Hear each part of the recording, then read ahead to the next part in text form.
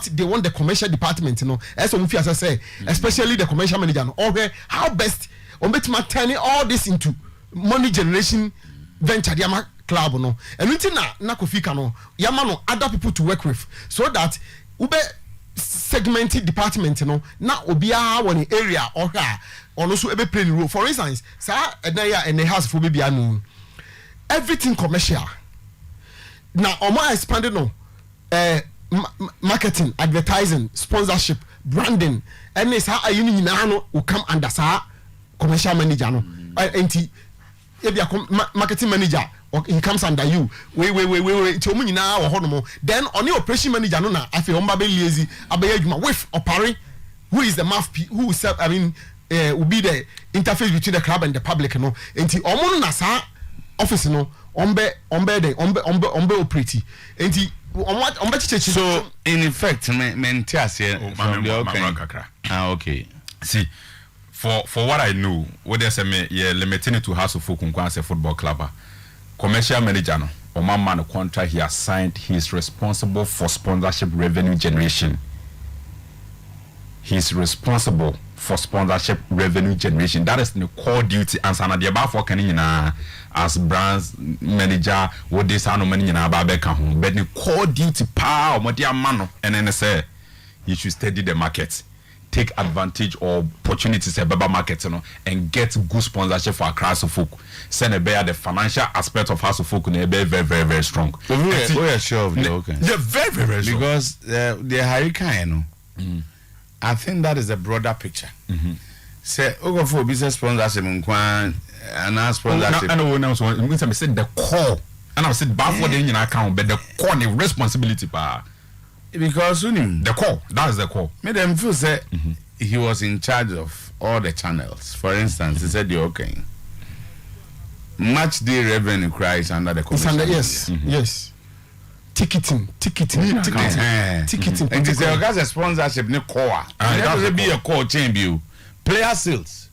But legend, what I know about them, and also could be core. It could because wait my player 2 million. Commercial ways that player 2 million euro. About kitchen. About chance sponsorship. Yeah. Well, and he made me want to say, based on his experience, I'm the not now say all the revenue channels. Yeah. For instance, match day revenue, sponsorship. But for you know, say House of Folk when it comes to player sales near that, you know those who would deal with player sales near that. Oh, definitely Alaja can be an investor.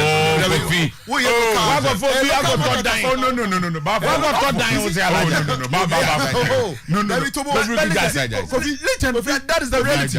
It's about player sales. This setup will not allow those kind of things to happen. So how to focus on to player and on person to player. Alaja can be Vincent. Oh, the best business. Let's demystify that. Dan see Adabraka. They paid $300,000 for it. Me sure say $300,000 and this is what for be so a commercial manager. Na say o say Alaja don't have you okay why then he's a board member of House of Folk. Na board monitor player. He say when you mean be say this is the situation legend. Any catch on say as a commercial manager, dear power is to get sponsorship for the club.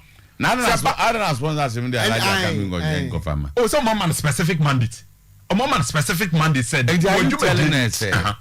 there's a specific mandate that says Alaja can be in charge of player sales. Legend Alaja can be Vincent Odote's work. Today they are running House of Folk in terms of player sales on portfolio. And I have obit is all parent. And I don't go no legend. So Oparoho. Specifically, he is responsible for communications.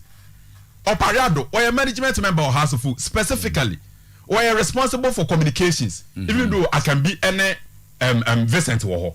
But the Juma dear Diamano, and it's a communication. Derek is responsible for operations. And the make us South Francis, he is responsible mainly for sponsorships as a commercial manager of the club. But and I'm very sponsorship manager. Because commercial private sponsorship manager. I'm very sponsorship manager. But for me, it's a size me my breakdown. I think that was last year. And I'm a man with team or more for me. With your modern man in the task and then the target be beer. But legend say House of Folk person mu top player today. Ah, that's about for you aware say. Sometymer meba. Sometymer House of Folk want to House of Folk Ekofa players be to say Salifu Ibrahim. Salim Dili Acheampong Odote. Ah, come on. What's the Francis Fulani na kwa esa di no?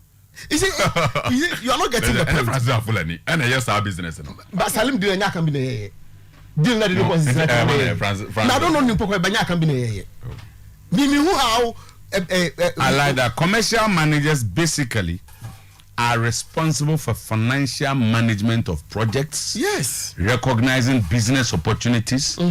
Putting together bids to win new businesses. Yes. Negotiating and agreeing contracts. Strategically expanding, preserving, of improving company procedures and standards of policies. To be afraid, we're catching. And it is all say. Wakofa commercial manager. What's the sponsor from Guana? I'll say financial management of projects. Recognizing business opportunities. One of them is player sales. Putting together bids to win new businesses. Negotiating and agreeing contracts. Strategically expanding, preserving, or improving company procedures, standards, of policies. Commercial manager. You know how I work. I'm Pabin Sabin Junior Mafu. Thank you, I'm Pabin. You know how I do my work. I would definitely make a business when it comes to player sale or player purchase. You don't home on base commercial manager. Oh, that's the office they've given him. And I'm not sure say there may be no command medidi or hono. Run a friend Francis Afulani no. Or mama a target. Say on try to get sponsorship and to try to strengthen the financial department of the club. That is the core duty. But I must say, all these things that you are talking about now, so reason they are fine. They're okay. But I may say, but what does it here? I look at the point. I have to be business. Oh, player. I look at the bigger picture. Say, Okonya dying kesiye de ente say one guy. After minister na ade so man as obi na commercial manager. Understanding of commercial manager and the empowering that's for that insightful definition of who a commercial manager is. Then this guy should be playing this role. Okay. Now say because business opportunities, putting together bids to win businesses, and one of the core revenue channels of any football club. And they say, Ubeton player, especially in our part, even in Abuchi, and now called Dortmund one. Mean just shows the sponsorship BNY, about 85 million. Within a short time, but and they was a whole land was a 85 one normally call. And to play a tonka the core businesses of a football club. But now go for commercial manager and then on the in charge now say Obi from the bed there. And no one team title or so. No one friend sponsorship manager. But who say Moaga Crow legend? See, as some Kenya sanity, Dokina, and you all know this Diokano. But the mechanic say at House of Folk, you and I in him say. So House of Folk person top player. Say so man got top dying the be yes and top dying yet. Well, some of these things you bet me Jana for the that year where you here you be season House of Folk be markets or top players, agile players among wako. If you a background work in your commercial manager here you ben somebody become the face of it. So na ko the commercial but me yes say about the write-ups. The write-ups. Yentro mfa nkoma Cincinnati for yentro bi nkoma Hoffenheim ne wa ya raja ka metro yo somebody is behind that. Okay, baby abehu animu no say no obi na di animu there are people who work so what I say okay and so proposal na America for make bomb tiringo say Salim Umran. Okay, I'm sure say who is Afulabi. Yeah Francis Afulani na be say adwuma. Yeah. I wish he does that because that is his office. Going to do it. But then they make Kenyan say pedemehu the Martin Kuma Median say oh ni pani afano ya man a contract and ya Afulani cry and make a request to the board semester based on the targets and the crowd with the amount see explore marketing and sponsorship no if possible we recruit 2-3 new people. Okay, then the board chairman grants our request and we yes recruitment and a team of commercial management at House of Folk. But I can say and come medin who nyina che say papa no and I say young man your task is say you should generate revenue through sponsorship for the club but about players any other there legend you know who does that or those who do that you are aware enter me can ideally say no man ya working can that should be the trend. That should be the norm. I'm a church. I'm a oh, the church definitely to be written. Yeah. Yo, Akwaba. Captain say. A question be be so na me musa. Body say tinye ni ho. About whether say one of you be use phone back or the phone be my be a obey my wife so me of course be ene. I don't like you tinye ni ho. Oji wo do be man. Oji be man. On cancer. Sebia wo bed man na bia wife of course be here any ade into so and wetin do phone yama me na ofre djuma ba wa bechi minim say wo de obetim de ama no na me be djuma ma yede we isu dia based on the no ayen na say be ma do wa da so go akom ya ho agrad baba sister oh da I don't know. Obi bo fu aye me pa minim say go ni edi say I don't know van for money obi a wife for call bi obi disca bi ba me pie na ko bi frɛ obi say Sometymer enani abra na say o na be dey me me do ba ko no be to from na dey akonyi ska ah ni ba ko friend na di nkomo disca bi ama no me fama I don't have man I don't have o da je Sometymer I don't know say ko ara be yo I ti ko fit the phone be my babe me fama tutu busa le so na ti busa le okay enye kan telephone na e disi ho ni bi no ah krenkin no be dem ka ko bi etimi akofa no da bi ene de sesan abam nti okay o de o ma adwuma ba wo fi but say o de fama no na so wada no o de fama no na ya o de ye calls bi awo de say o ja wa aba no ne bia obenya call bia say me susu me ye business okay say o tere me chena say ba wo fi de abetin de amana da obo no say susu de wiase na sia ye responsibilities more ni gumema no so so tere me chena say tie me susu be business nka say wo de ba bia mo fie so for a moment na opesa wo ye call bi dia I come down check da bon na wo ja ne nje na wo de me for ye call me nyina wo ya ma dia ko on for a moment me da bon na say mo fie ko am fa for dey me dia me cell phone what does it madam guys be and be na ka kwaje na line na me fie guys be the two shall be one team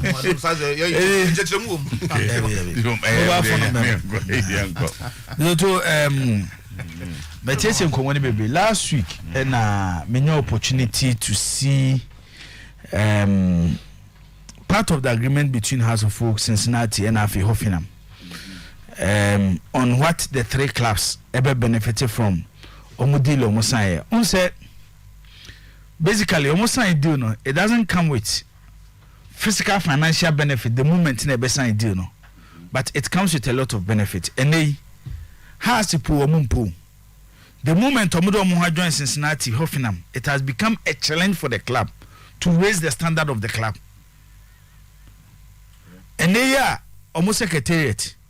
Ewa dabraka. Se ho ne wo no. Ene ben kan hot FM no. Ewa. Ye bu no ne abesi a commercial center.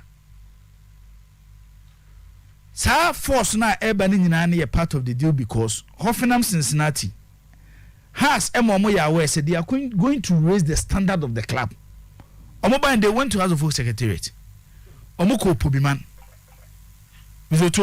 And what they realize and they say, Haas needs to raise the level of the club, which has to jitum so mobile. And Chebia 4 months away. Starboy message. Oh, say.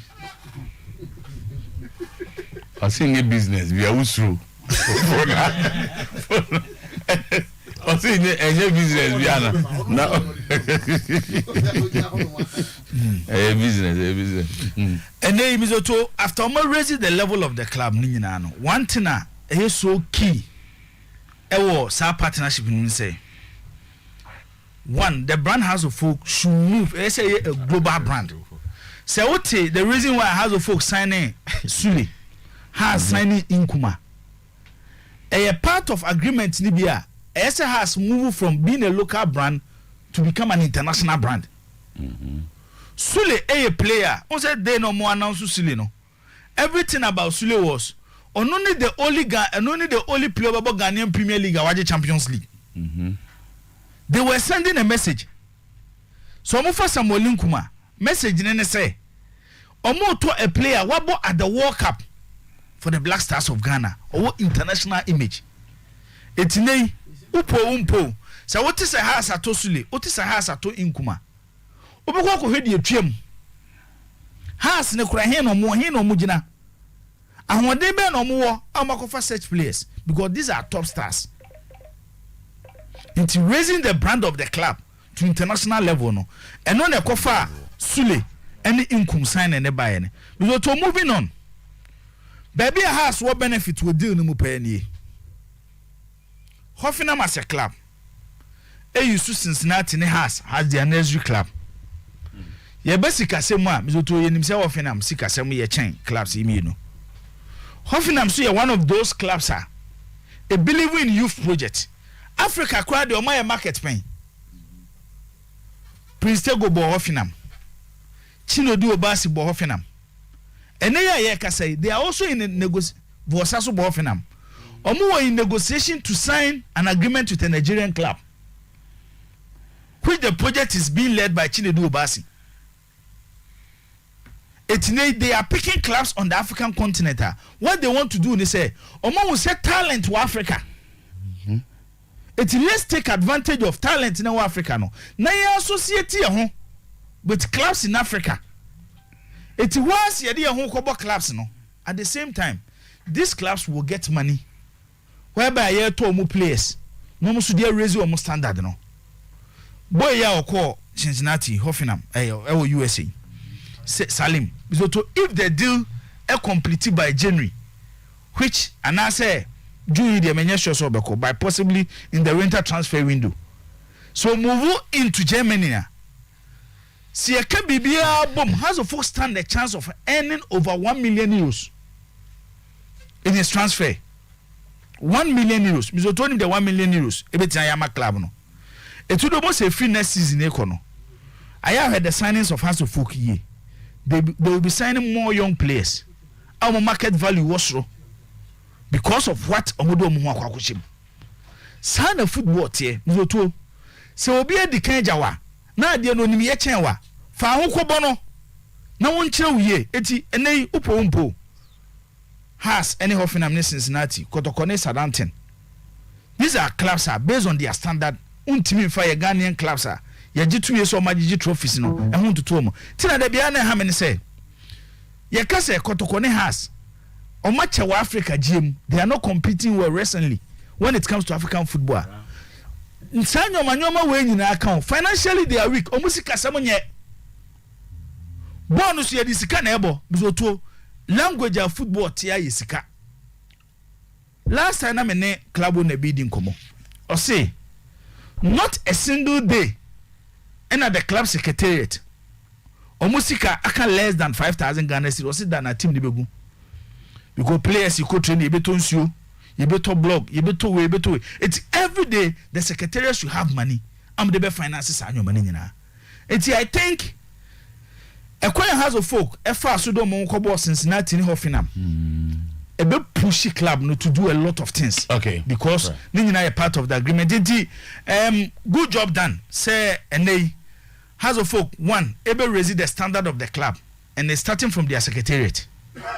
Say Omobabesi a commercial center and on say one thing so many say to almost we are yebewo baby we inima amount for betia baby ko say World Trade Center no has to have their secretariat in but to be person be obeji baby no the officer the opportunity is there ni nyina ye avenue and there has been buildings in you know yeah the oma turning the when they finish the new one yeah and be ho na we so yeah okay it say be our sometime our company na person okoji bia ebo no na woso okay but it is a fataso so okutua okay and no so another way the club will use to raise money okay it's one area me and in the house there yes one area to go there on say this issue is being financed by so we need to understand no it's being financed by the board chairman yes it's being financed by the board chairman. And the last time we raised issues and I have supported Stephen Timas. Let me say, Togo the a lot of money every club name accepted. Ebia he wants the best for House of Folk as a football club. By right. The moment omo decide so omo flow 2 shares per so to a share say whilst he is the majority shareholder I will hold certain powers based on the shares now one. There are other shareholders and when it comes to taking major decisions they should be aware. Because I'm saying as program is live. Okay. The producers are trying so me here. Okay. Kakraba akoya before we pick the feed. Now, this birthday, special day, the birthday of Precious Acheampong. Mami Krumu. Precious. Precious Acheampong. Mami Krumu, or a daughter of Miss Acheampong, Bosheba. Wow. Mami Krumu birthday. Precious Acheampong. I'm the Bosheba kitchen. Oh wow. If I'm right. Sasa down for no. Bosheba kitchen. No. I didn't think I down for the Bosheba kitchen. No. And I Precious Acheampong. God did you ever pick it? Captain need come busi questions kaka. Intelligent pa. Hey, no, you're intelligent. Yeah. I'm one. The woman call a hilltop. Yeah. Humpty Dumpty. Level.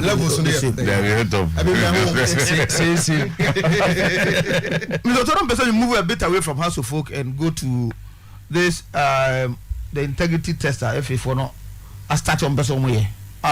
I shall say with that referee, Isaac will say any Brekum Chelsea 2 players and I do the president, the executive chairman of Brekum Chelsea, Kasaya, no one support behind it, but no reservations. Yeah. Even though the support was through the amount of FA, no, but no reservation, which meaning no ya gene a warning small kind. Me myself, I'm 100% support of that program. Say if the FA can do it and do it well. I think it's a stepper. You bet me the afaso events a betting as a public show no does. Yes. And to unravel some betting schemes and any idea no. On say I say pretty for now. Omo echeche omo dealing drag no. There is omo chomo June winner. I omo focus no omo. That's it. Come on, every for no one direct betting. So go play before so we try betting. No, also to some extent, the full package, you know, but I best send some signals to other players. Don't catch a place. It's a mumu bin chamam. They'll be careful, and also have to at least move a step. I'm not going forward to Abia. I better get you to another area, sir. I bet me I very sophisticated, a bit more boy in system. Like I'm saying, you know, as it stands now, the executive chairman of Brekum Chase as my work and say, oh, Muminsan can let it be from the FA. Ain't that your players no? What's the plan about? Any problem with you know? Actually, that's it. The didn't panel. Acheampong Bedu no. I'm not Bedu. That's not true. Oh, yeah, we have to do with betting. Yeah, we come over here. With these North African countries, African boy, it has to do with betting. That means to 20 years, but I don't know. And I will so, if you know, a season. But first of all, since you are on top of these areas, no say, I say about area on power. Obeti me tell me say infringe on almost freedom and I say once, especially when they are not aware. On say answer na betumra and also are aware of mra. Okay. Say enche mra bia say do adwuma before 8. Now do her after 8 now so be echo punish or it will not be fair to you. Okay. You should have a very good knowledge of what the law is. Sibia Ghana mean just mean kasi akan baby I say untumi. Every time you have try on my phone so. Okay. So what's our mra so you player you can't do this. Our good brother Dimonza. Yes. Communication director of Kim Pfizer. Yeah. And a member of the tech manager, FM Sports team, communication manager. Okay. Or say Siasia men can just say I'm not cheap the issue no we do no. Now you got to do with doping. Okay. Okay. He was tested positive for a banned substance. Good, fantastic. Betting. But the bottom line now he was banned. No, but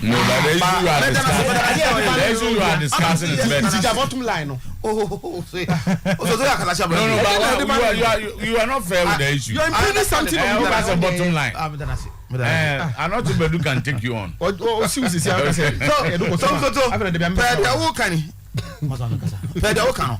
prefer like with you. Let the nipa nim. But I mean, say FIFA frowns on say. So a footballer. Yeah. You don't engage in betting, especially in the league. Okay, then I'm who of phone also.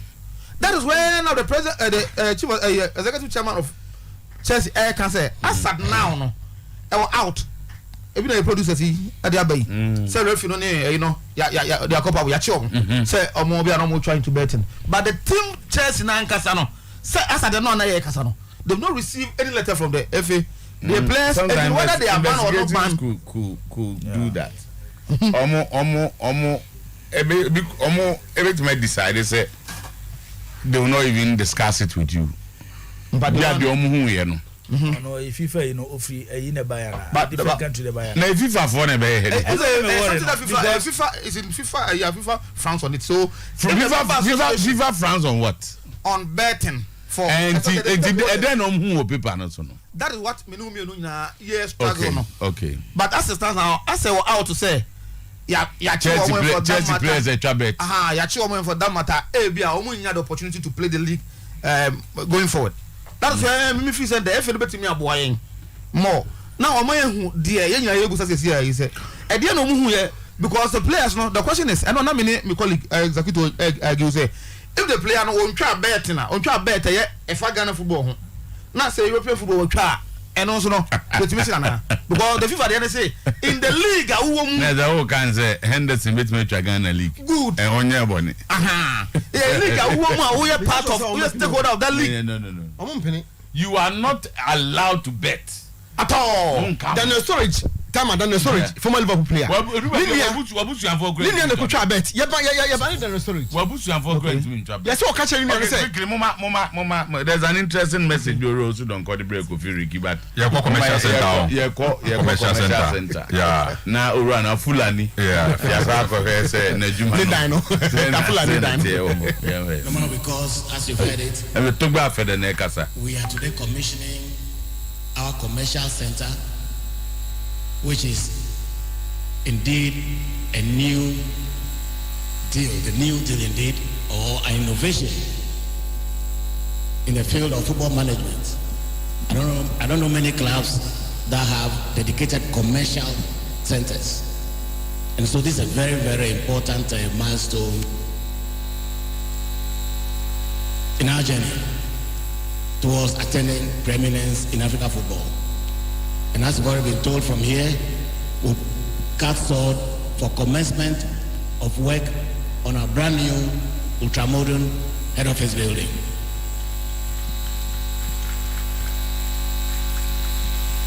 Last year, our club marked its 110th anniversary. 110 years in the life of any organization is an important year. Equally important for us is 111th anniversary that will mark on the 11th of November of this year, because we all know again how significant to us the 11 is. We're talking about 111 years on the 11th of November 2022, sorry. So we'll mark that later in the year. The board that has been behind all of this has been on the seat for just about 10 years. And so it's also enough for us that in our 10th year, we are doing a lot of all of these things. When we took over the mantle about 10 plus years ago, really our vision as one of a club that would attain preeminence in African football,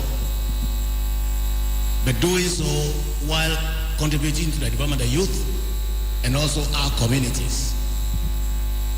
We set off to understand the club better, So we analyzed our strengths, weaknesses, opportunities, and threats. And we counted among our strengths our history, our trophies, our achievements, our large following, and of course our brand. We count among our weaknesses. Oh, FM 100.7 in management, in infrastructure, and our weak finances. For opportunities, we saw that the global development of football and development of technology offer tremendous things that we could leverage to build Accra as a folk.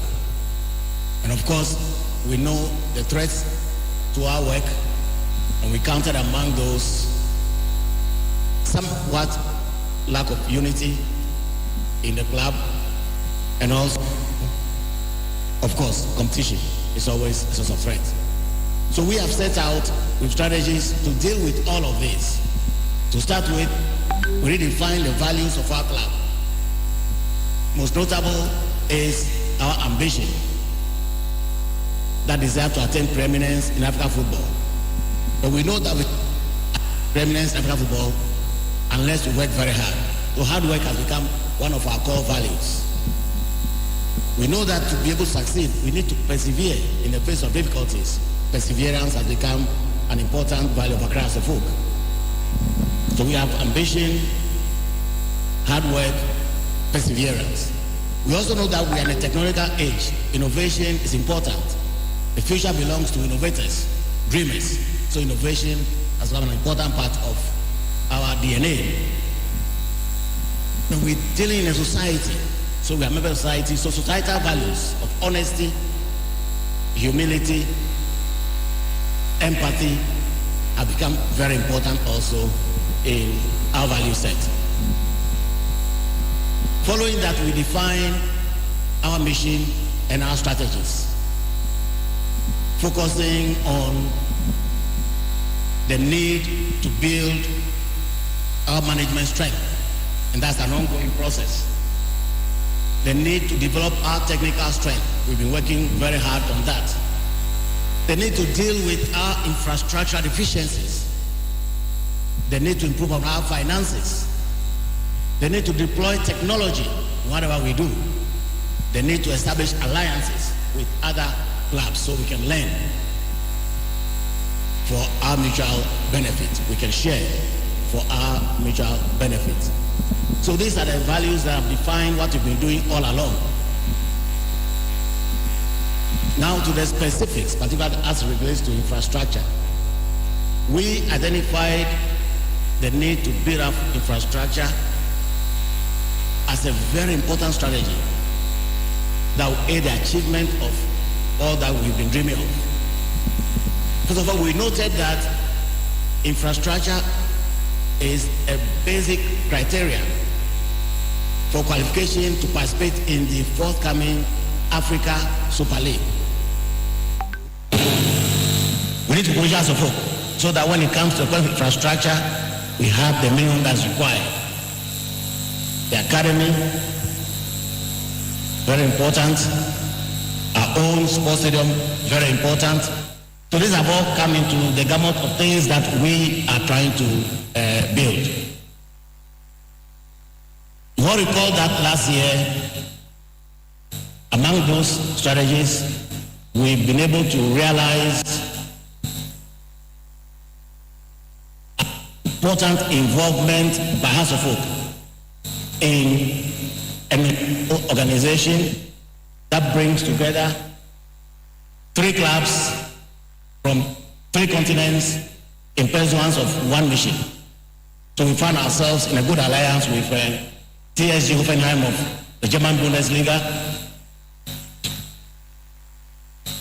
FC Cincinnati of Major League Soccer, US. The 3 of us have come together representing 3 continents. So the slogan is 3 continents, 3 clubs, 1 mission. What I'm happy about is the fact that the alliance has hit the ground running so far. it's not been left to the drawing board. We've had regular meetings at CEO level, regular meetings at the working group level. A very important symbolic move recently that ties together the association or the alliance is a transfer of Salim Adams.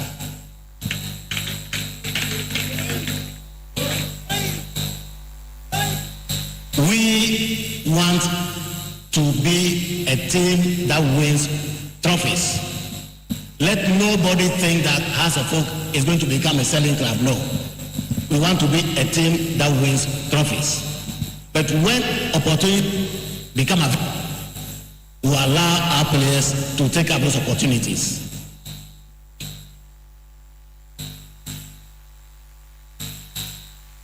And of course, the conditions for us having Salim signed by us permanently included availing him this opportunity to travel and further his career. And we are very proud that we are able to create the opportunity for a young player like Salim.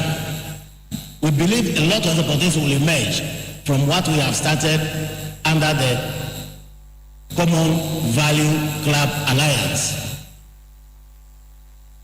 During the middle of next month, specifically June, experts will come to us from Cincinnati and Offenheim for further consultations to define how we collaborate for mutual benefit in the technical aspect of the game. We are very happy about that. What we want to do today are important steps in our strategy. We have now joined famous alliance.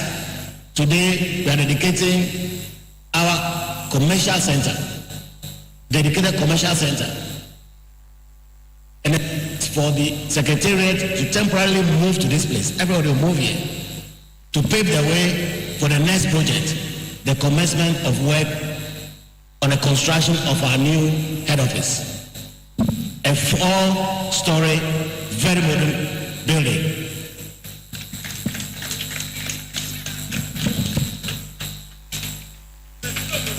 And we are determined to have this building almost done by the end of the year. The contractors told us that they will need 8 months.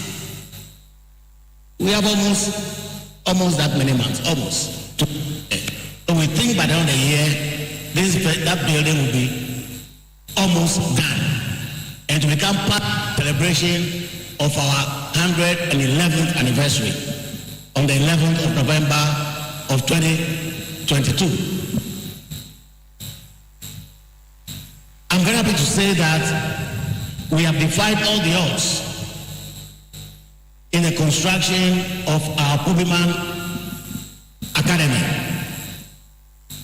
Pubiman Academy will be more than a football academy. We will have, among others, a mini golf course at the academy. We will have 2 tennis courts. We will have a basketball court. We have a volleyball court. We have a swimming pool. We have a gym. We have 3 natural football pitches and 1 artificial pitch. Of course, these are all in addition to the bungalows, the dormitories, the office block, the kitchen and dining facilities, etc. From an academy that already people are defining as number 1 on the continent. So basically, today's event is an important step in the fulfillment of our promise to our followers. When we launched our JC recently, we had talked happily about alliance with Hoffenheim. We realized it. Hoffenheim is Cincinnati. We spoke about commercial center for us of folk. We are witnessing today. We talk about the new head office. We're going to cut short soon after this session. And then we talk about the academy, which is nearing completion. We believe that it will be virtually done by the end of July this year. So, distinguished gentlemen, we indeed are very happy that we can count on the support of all of you as we march forward. Our desire is to build a permanent club, a club that provides opportunity for the youth, and a club that contributes to the development of our communities. We want to thank all our staff who have been very dedicated to their duties and have made this possible. I want to thank especially our board members who have also been extremely supportive. And of course, our friends from the media who have also been very, very supportive. We shall make us a club that you can all be proud of. And let me say that we are not only doing all this just as a folk. We are doing country. We want to help uplift the image of football in our country in support of what the FA is doing. The academy we are building is our contribution to the youth of this country. And when the day comes for us to commission it, we can count on all of you to be there to support it. And you will see what a great thing that we have done. And you can see what great things House of Folk can do. Once again, it's my honor and privilege to speak to all of you this and to explain to you what we are trying to accomplish as a folk. The future looks very bright, and I want all of you to be part of that future. Let's unite in pursuance of these noble and great visions for our club. Let's unite to raise the profile of Ghana football. This dedicated commercial center is a demonstration of our commitment to the commercial side of the business. As Honorable just mentioned it, you cannot do without resources in today's football.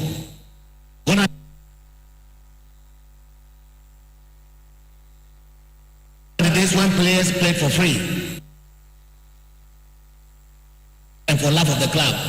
Today, players want to earn a good living from playing as footballers. And that is what we are doing here. This commercial center will be the center of all of our commercial operations. Our merchandise activities will be conducted from here. Sponsored activities will be conducted from here.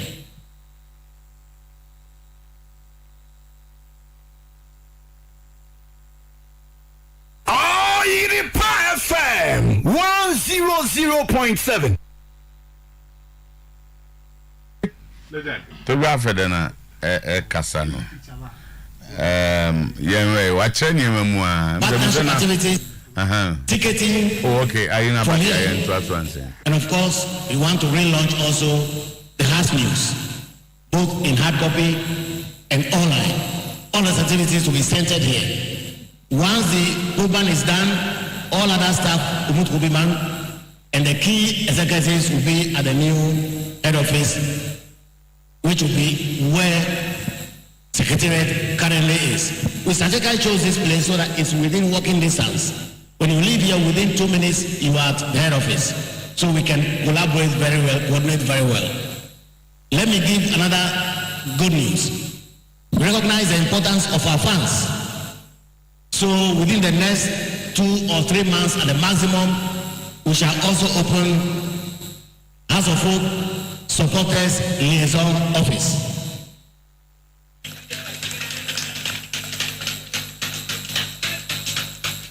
So thank you very much again. We have a commercial center, we have our head office, we have the supporters liaison office, we have our academy, and ultimately, as Honorable hinted, our own football stadium. Thank you all very much.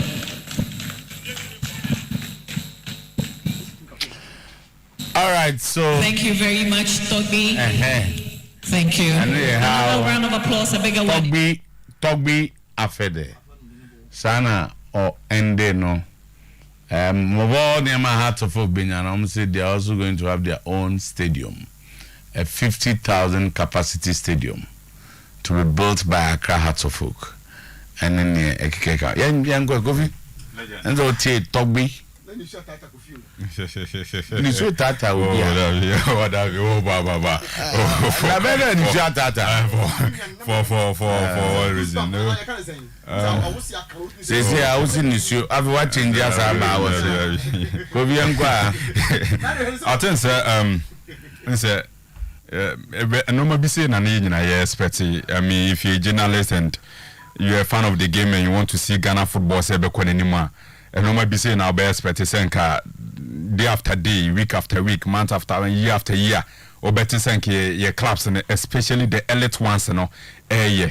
So omu take such leads na a boama lower clubs and answer smaller clubs, you know, almost 80 pijama. Legend, we are talking about Togba Fede here. You know the number of times I've spoken about this man. Who said obe what the weaknesses kakra, just as any human being on planet Earth. And to obenya no ma kitty be a bakum you be enkoyi. But clearly say who steady the direction of the board chairman. Dr. Nyauta Makrobe Kasa. Dr. Kasa.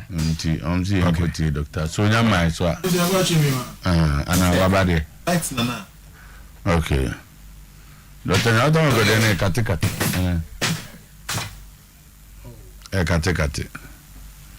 Katikati. Go here go legend. Enti say Otuo Acheampong say we study the direction of the board chairman. And I don't know there's a channel TV na. Chiniano nye Togbi nkwa chini because Dr. Nyauta Makrobe Kasa Chiniano Timana mo kind the type of colors rainbow colors and I all white. The type of Chiniano nye Togbi Afede nkwa dia. Dr. Nyauta Makrobe so binti nye Togbi Chinia. So I say we establishing. There was a some man for Kasa Togbi Chinia. But over Chinia na and no they say oh you Chinia even see another person so. Yes, yeah. But the same Chinia general for Dr. Nyauta Makrobe. So it means that the Chinia is not specifically Togbi Chinia. We are haunted Chinia or speakers no. Yeah. Okay, so legend send an American okay board chairman direction is a good one. So Bakaya and some all kind in normal course or house of folk in I think 3 years ago, and one Kasa Bra Penny, the writer Kabana Boa. A year one interview. I did 3 years. No. 3 years am I? Is it no. 2 years? Yeah, last year. No, last year. Kabana Boa interview. No. In 2021. Okay. And last year. It should be either 2020 or 2019. One of them. Yeah. And on the writer a year interview. And now or can the direction house of folk the next 3, 4, 5 years agree anymore. Now a bro making such statements, you be away, there were a lot of doubts. Oh, where omutiminya, or makabida, or mutiminya. Better ne? Me assure say if there were people no more doubts, the board chairman, the board of Accra folk, any club in today you understand say every single word that Papa ne can biano, he meant it. Today, omu movie to a commercial center. Project in any done is one okra ya won so matimi akoto sa dan so mo de yes ha project no. So mbenyo mo ankasa commercial center no mo movie the commercial activities of the club to a hono. Uye no free wa. He is speaking highly of the Pobima project. And then once again, we make a timeline. Oh, we be we sa brosan on person we see no. So I say in 8 months time. And per contract no in 11th November, which will be out of 111th anniversary, no? Yes. No moderate. Okay, here MPK Dr. Nyauta Makrobe na Rebana Kofi Siasian is okay. In the administration, the club is the leader and head of everybody. Please, what we need once again is unity.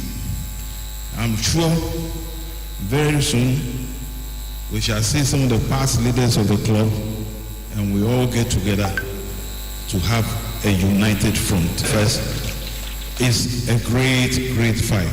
Thank you very, very much. Okay.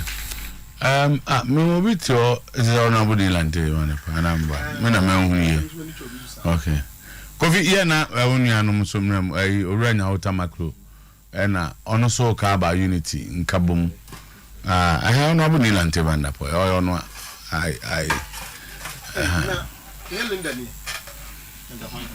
David.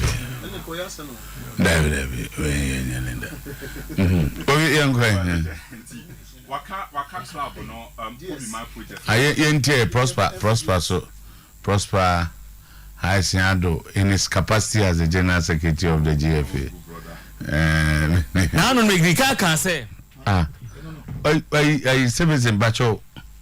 What do you mean banana from pushing things here? Any possible? It's not possible. I'm here representing the president of the Ghana Football Association. He would have loved to be here, but he's on international assignment in Niger as we speak. The message from the Ghana Football Association this morning is centered on positive competition. Positive competition will drive us to the heights that we want to attain. So as the club dedicates this commercial, it is for us to preach that it should motivate other clubs to take up the challenge, to also build similar edifices and infrastructure as we propel Ghana football forward.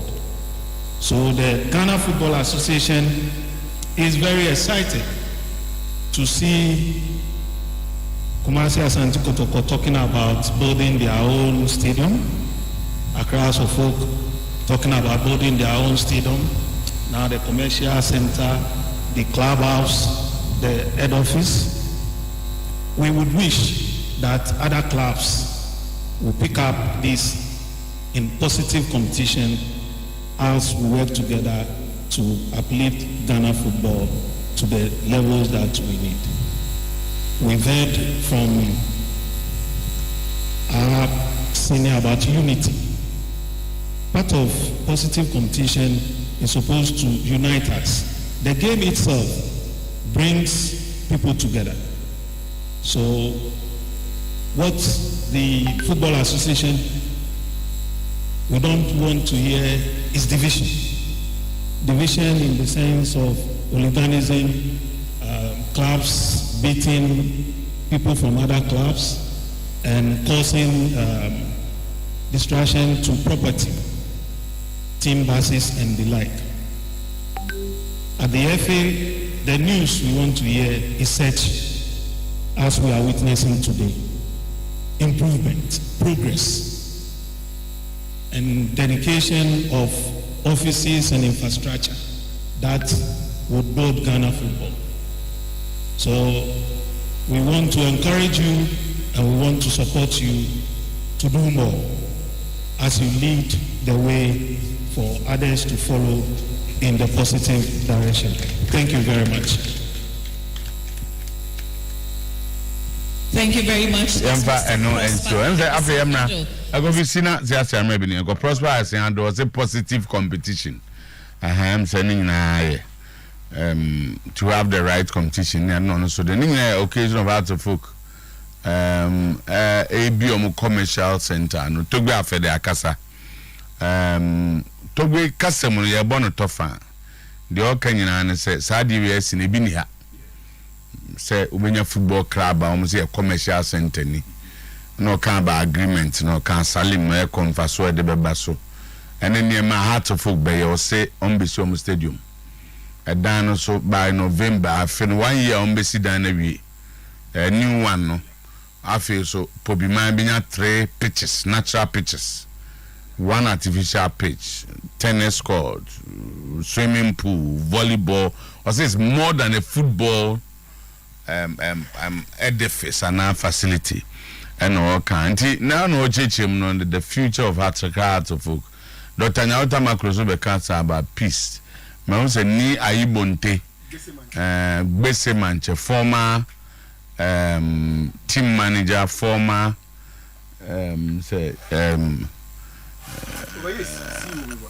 at a point, briefly at a point. Okay.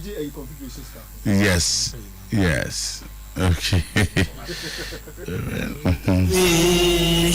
We quiet and don't be silly. We are the famous Asafo. We never see them. Ago Jamaica. Can you make an army? What about this year? Kekre. Israel Majesty. Tọ́gbẹ́ afẹ́dẹ̀. Fad. Iná pẹ̀yìn bí màá nà kẹ́míkò. Dr. Nyau Tamako. Nyawadu. His Lordship. The one and only. Avi Ewamit. Vincent Udote board member. Kenny Nurse. Le board member. Kondupa Fenny Bakwe Chiebie. Efemi Nakpe. Kareho. Akamene Guinea. The first Ghanaian club. Nyebi the Kenyan police. Inuko. Inlaku. Ni eba Obanambuku. Ni Efe Commission Center. Do Ghana club. This is the first. Everything else of work is the first. Yes, no fear no about fear. What did the first? And I can live in warfare. No club in Ghana beer nafi. Any approach or kadi. Community center nafi a talk kadi. Mokobatu mochaba yakamaba. Niji. Asabacha Christopher Bose Nyokron Kake Songbe Jeji Songbe I'm family efficiency Any Drobi Azabraka Miji Sponge Nika Yawe Pobima Mi no disappointed Yajeme No Asofoke Inake Wokbese Biye Wala que on nous fait nous dire à craindre ce fou. Il n'y a bonté et fait taille et à sa voiture Christopher. Nous a fait les à Kafou Walango. Simon Bokobaka que bon chama que board members nous n'avons fait un ça nous okashita clé à Halle. Okashita clé à Halle. Non des filles, alors nous venons et sous soyez. Okasole mo kefa comme Agnès. Les wakra à ce fou. Afin 1911, beaucoup de laku, beaucoup de laku. Fait au bas, my board, my board même, il est chief executive. Voilà qu'on est que. Sinon les filles. Non ne yia ja akasol mo ke me fa na apiane ne yia o fa wato wode ale do ne tu as footballer ina gbeji jemo no no wa ke togbe ja ke e ka boje mo tu e yia ne tu na pa ni tuma ne tu ni mo na che ba jo le ni go ba le wala fe ke members friend am tu oni ni ba jo je fe me ne bi ne ke mba bi e mba ke as of chief supporter me da ni fe si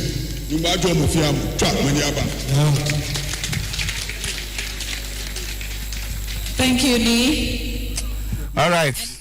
Okay. Babo, to saying. Near even this saying. Tama, or say we are has a chitania. Ma when you say commercial Santana has a folk and penny for idea see one no. Ghana had ye has a folk in the first clubber. Or what me and ya commercial Santana no fee ball as in no. Or who set him be at me be. Now has a folk number 1 OBBM na ni na say commercial center is so has diaba I just say and so has number 1 or mo diaba. We no say ade atobe ye no enye se bi a onhu ye na de one ne board members no bobo mu nyina omu din omu ye no ade a nani so pa na ono as has chief supporter no otachire ne mo of sere has agita for nyina se omu tampani for na chi na nyuma pa omu ye de ma bobo kuro no omu timi emfanye se na be ya has ebetimi afa ne ntuma pefra na owie no na order to be ase se de waye no ade a esombo de ma no nani so na ono de obeta na chi osere se obi aso enta achiri to fa mo no yeah that's it aguna yango na fe we hope say ene wache chire mu ene wache chire mu oh because ene also wache chire mu go na chire obi de ba true your friend say you know na ebe go fat number your occasion here nice I think say young commander has to folk for a good job done now you hope you say and some to be afraid kanyina no ebeba ama house of folks numerous supporters any Ghana for because if club says that next year or be building 50,000 capacity stadium so too is a huge project. It's a huge project, but I want to believe with that partnership only Cincinnati any Hoffenheim I want to any me dey beba on board no house of folks as a club no even no Mr. Vincent Odote so one person he has always been talking to me about big things that has to focus be so to na me our kana I me say as or yeah lip service na will pay to me but and then witnessing the area any name e did this one to be air cano often imagine akoso yes of course they indeed mean business and I think that it's worth emulation so all the clubs I think Kotoko on their way as we omu part meaning say with time no people will begin to realize the administration no and the board no so be here they say you see the also Japan and a piano over the years the concentration has always been on the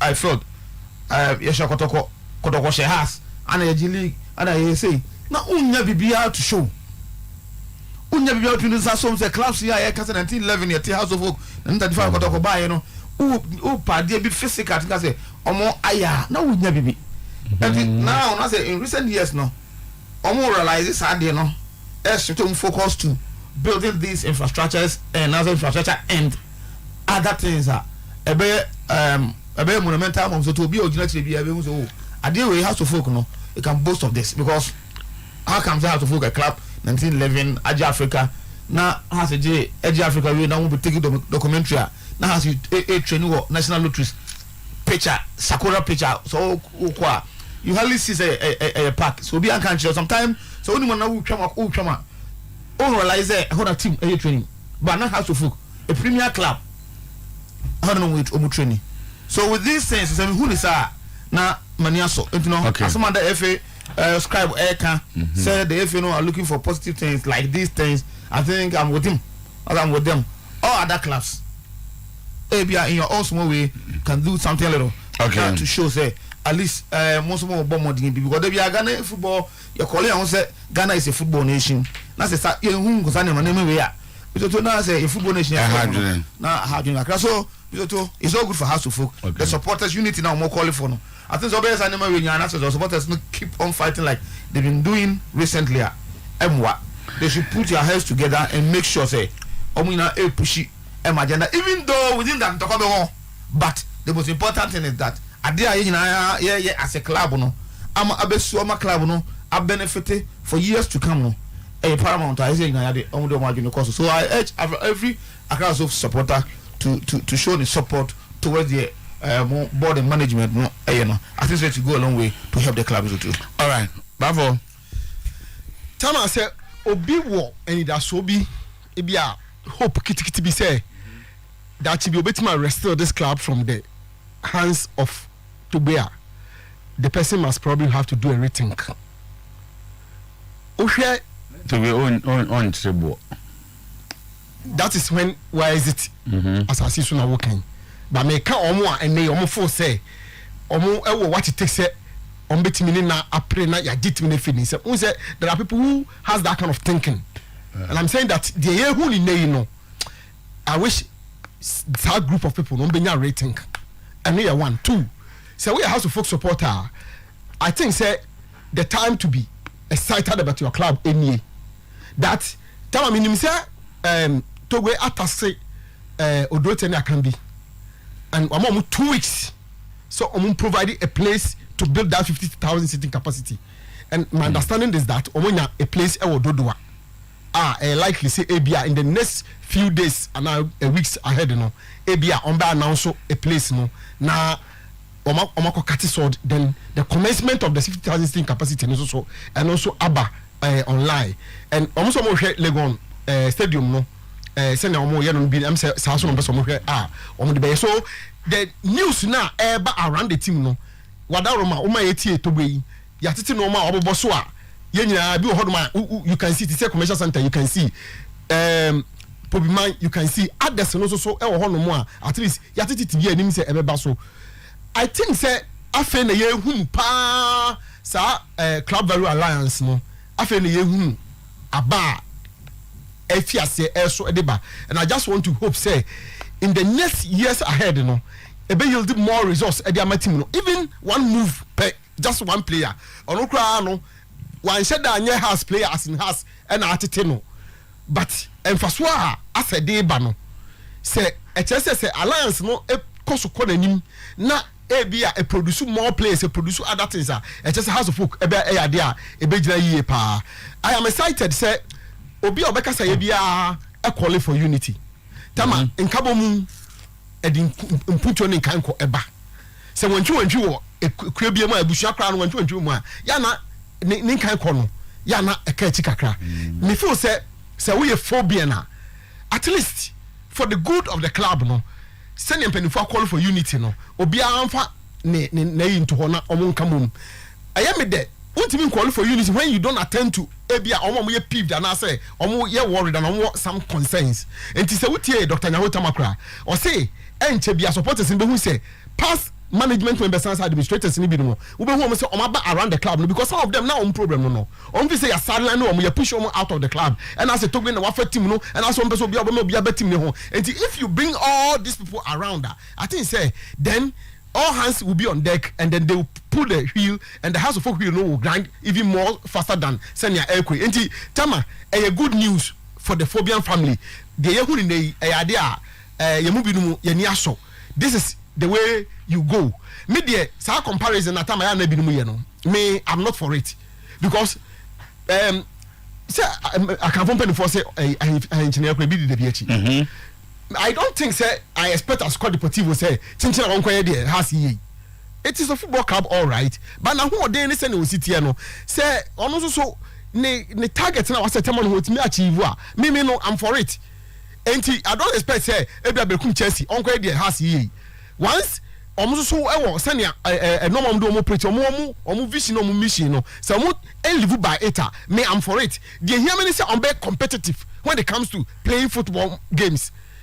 You expect that they will be very much competitive because tama me nyesho say Brighton akọ hwe omo no yes na Liverpool ye omo no ma do omo nya wo England ho no omo nya bo pie omo bibia o ye na ade enti say has ne kotoko omo ya kese omo ye omo no ma beautiful e bia aduana onya sponsorship o ye bibibi beautiful as go the year lenkre enye no enye na asem e ho no mo sa tam no na has ne kotoko no na omo nyi ye we nu mo no but na idea omo so ye no e bi ko be dum no omo be ko kudu bi as go do dia no kra no na e bi omo so omo ka akire enti for me ye encourage obi ase obi ade wo fasa wo ye no hwe so na ye ni ye but about level playing field where and the nyina be compete na I expect that ye be hu competition and utie general secretary was say ye compete na ye compete fairly and I think that is what ye nyina ye pe enti ade has aye ne no ye mo has folk abaso ye mo board chairman ne mpelifo nyina abaso I think it is something that say the animal da ho ye clear one na so to go direction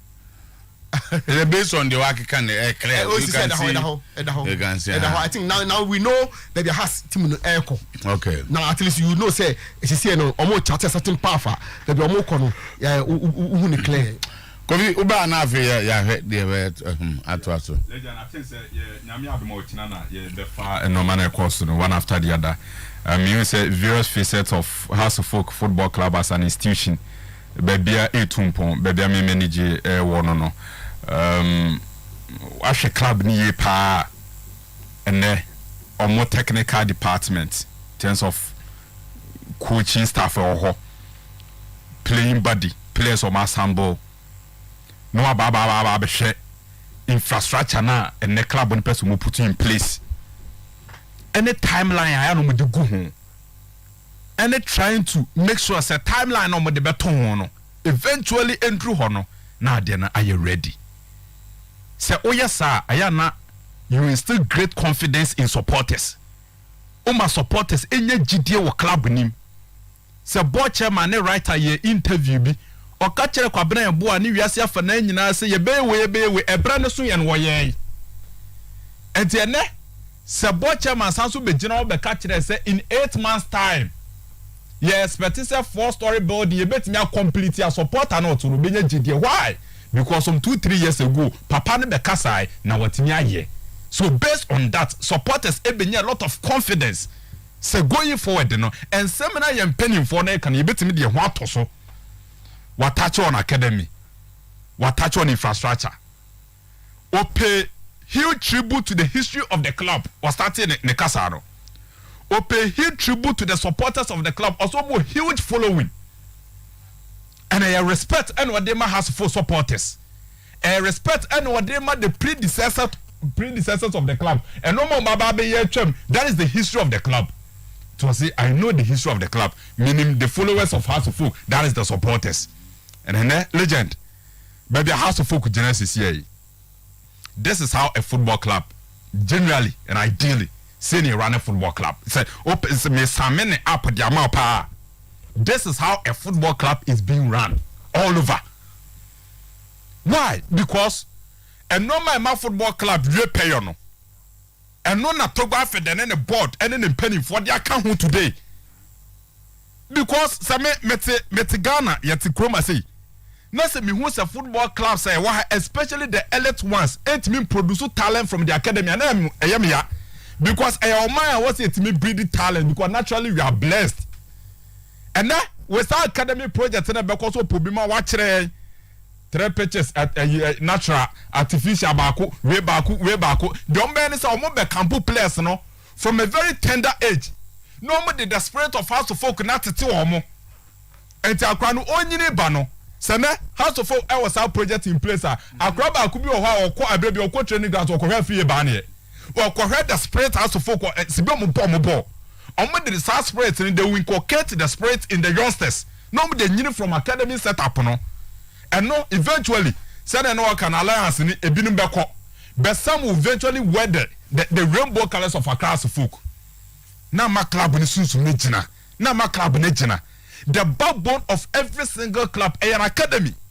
And yes, eventually, I'm going to be legend and any discussion of Real Madrid.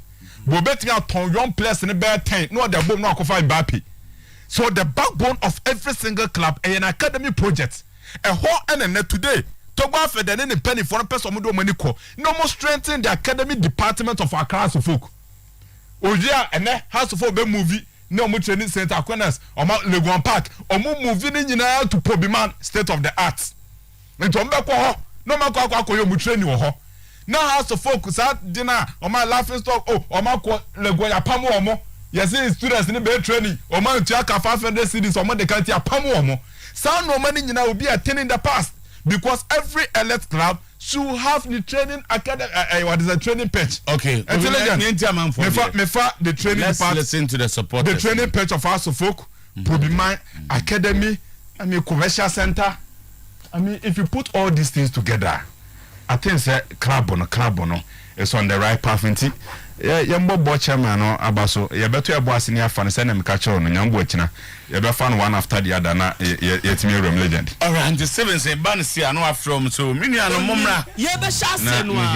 Hello, good morning. Going to 7 say.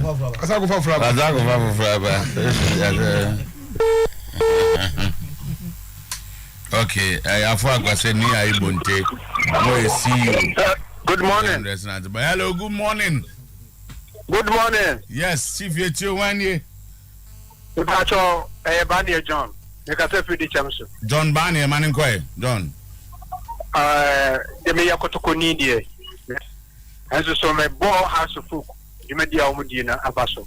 As they say, we are so be a because and Niama on my year out to go after the Waka Cana. My bon Abaso. China makes a second of Tamum na Yamwa. The chief executive is now giving our intimacy to continue to be almost said to the Baya, said you will be to my pija. Sometime, that take it to my farm, and then say, 7 cents. And Yaman come. Hello, good morning. Sama. Oyibo. So body of a boy, and then you're not coming of a boy, a Zaba to body of a boy. Now, check my zoo, so we are fed up. Can you want? Let's get a Jobia Academy. And then, now, first, when I told you, I just see now, so you see, I'm in Campo Women. Your bonfire must be after day. Then you could put money coin that Tintina. Yama, all the good ones of a Yama house of folk. No, now, why am I house of folk? And now, you have to put support our name. So, we are good for some now, Paco Dino. Some are Piao and I'm an Thank you very much. Hello, good morning. It's okay. Yes, sir.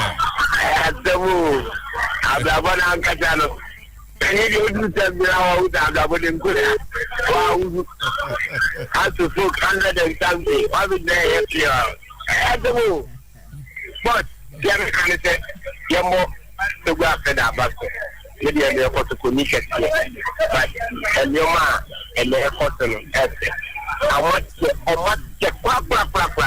when we be shown Diana Kotoko, any house of food, I was so much because that left and it's a hard just to be able to. And so I see some of them have contained and again, instead of some who said the Kotoko and one normal fire, where are you? Then I see and see how much idea more about so now will be a way you now we have it never say and you can bring in some of them there. Not discussing with our command, no matter what you say. That's it. Thank you. Hello.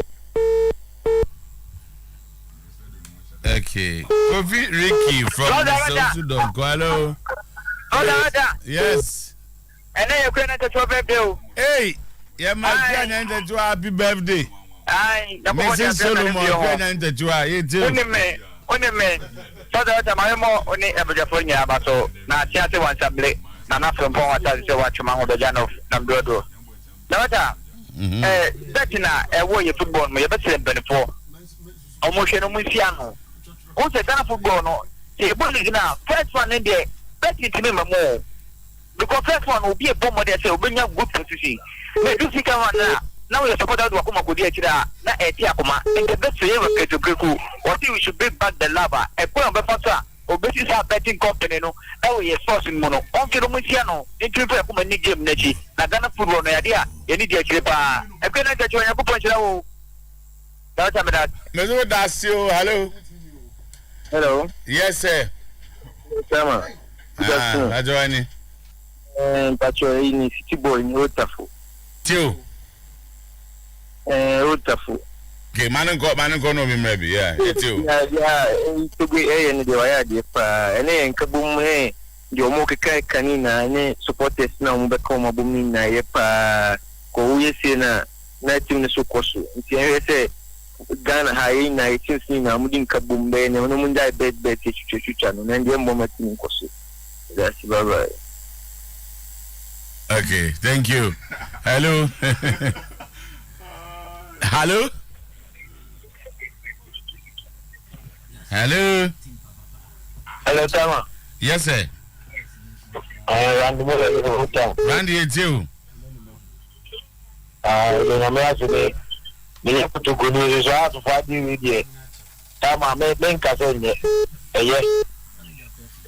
The pa. Let's go know the airport of Hawaii. Come for all the go by. What you have to carry? Boka upa ya sasa kebia kaona kama. Ni bozi As boss body in the year. Okay, enjoy. And can we let the Canada Kaumona for no? Omwa to be Nanka Dia or India, and to be more. I have got to the attention here. You may have a trauma, you're able to go back to Panamishano. Okay, Randy, Hello. Yeah, I will get to you. Yeah, too. Come on, I'm sure. Such a number will be Nicotay. I can't make him say, I'll be a house for I and the idea. I was here, Boma Basso. My man, I said, Jennifer, Ghana had it's me like you who really I feel a corner. Not a Mukiani and really go. If you must say you are so good, I'll see I know you. When you're Jumano, because Bassa, the football, and any more Ebonyam. The most certain I am for 7 rounds. I'm really now, Kotoko, the Vinaya chance, but that's it. That's it. That's a good one. Okay, I'll say, Orosudon Kosi, oh, Kofi. If you are not careful, this multicolored entity will destroy your enviable tag of always engaging in frank discussion of issues. Alaji who? In charge of what? And one of these greatest achievements was going to Techman to sign Salifu. Ha, AJ. Rose don't go no. And you see, I'm also offer Ata Frimpong, aka LI. Atnase and Nana Asante Swaba. And so Atnas, I'm the Kasiabo. Maybe I just one of them. What am I? A baby boy, man. You best hear after or you prefer to and that'll be highway sports. Oh, Iripa FM 100.7. Iripa FM money. Eri kaseba we na money. We are singing nebremo. Mutio 100.7. Moya sona muntie.